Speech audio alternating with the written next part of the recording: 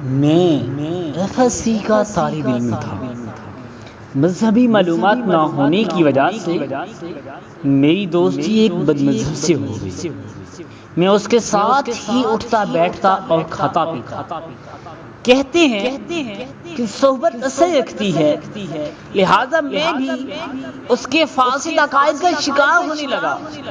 اللہ عز و جل امیر اہل سنت کو درازی عمر بھی خیر عطا فرمائے کہ جنہوں نے دعوت اسلامی کی بنیاد رکھ کر امت مسلمہ پر احسان عظیم فرمایا اور بے شمار لوگوں کو بد مذہبوں سے محفوظ فرمایا۔ یقیناً اگر دعوت اسلامی کا مدنی ماحول نہ ہوتا تو اس بد مذہب کی دوستی آج مجھے گمراہی میں مبتلا کر دیتی۔ مجھ پر اللہ عز و جل کا کرم ہو گیا کہ اس دوست نما دشمن سے میری جان چھوٹ گئی۔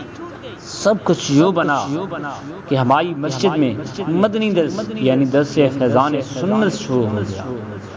تو ایک دن میرے والد صاحب نے فرمایا تم بھی درس میں شرکت کیا کرو کہ درس میں بیٹھنے کی برکت سے نہ صرف معلومات کا ڈھیر خزانہ حاصل ہوتا ہے بلکہ علم دین کی مجلس میں بیٹھنے کی عظیم فضیلت پانے کی سعادت بھی ملتی ہے۔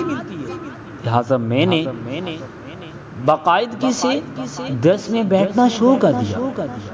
واقعی درس میں بیٹھنے کی برکت سے علم دین کے انمول موتیوں سے دامن بھرنے کا سنہری موقع ملا اور ساتھ ہی میرے دل و دماغ کو ایسا سکون نصیب ہوا کہ میرے پاس بیان کرنے کے لیے الفاظ نہیں۔